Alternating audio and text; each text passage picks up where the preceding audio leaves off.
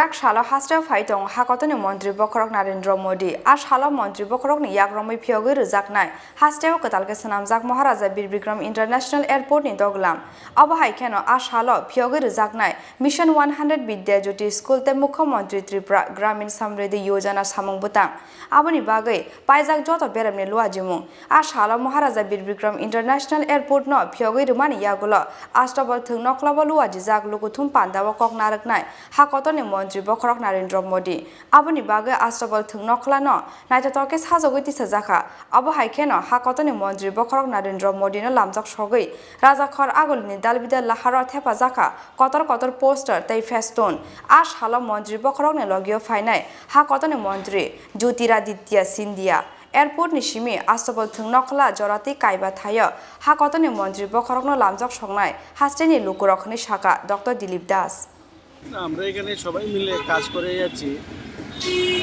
আগামীকাল আমাদের দেশের যশস্বী প্রধানমন্ত্রী ত্রিপুরায় আসছে। এটা রাজ্যের পক্ষে অত্যন্ত আনন্দের এবং গর্বের।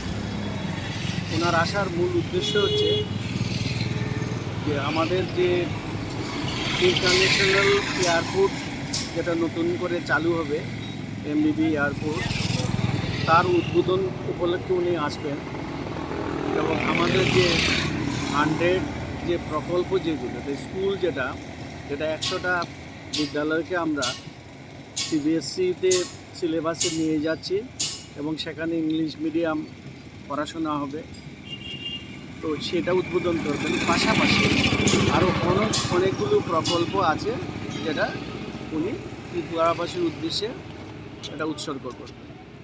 তো ওনার এই আগমন উপলক্ষে আমরা সবাই অত্যন্ত আনন্দিত।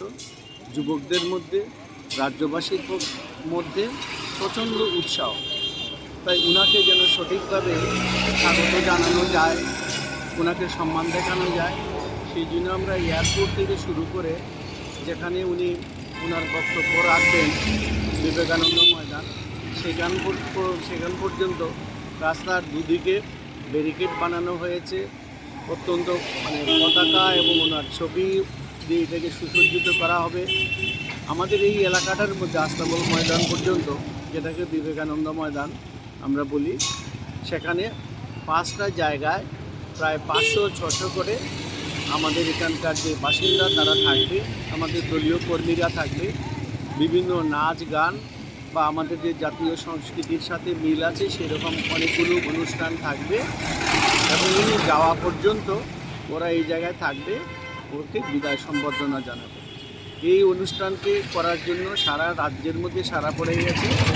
তো সেই হিসাবে আমরা সেই রাত দিন কাজ করে ওনার নিরাপত্তার জন্য পুলিশ প্রশাসন থেকে শুরু করে আমাদের কর্মীরা কাজ করে যাচ্ছে, যাতে ওনার যে এখানকার আগমন এবং প্রস্থান তাতে যাতে কোনো রকম কোনো বিঘ্ন সৃষ্টি না হয়। তো আমি এবং আমাদের অনেকেই আছে যেগুলো তদারকি করে প্রশাসনের সাথে হাত মিলিয়ে আমরা কাজ করছি।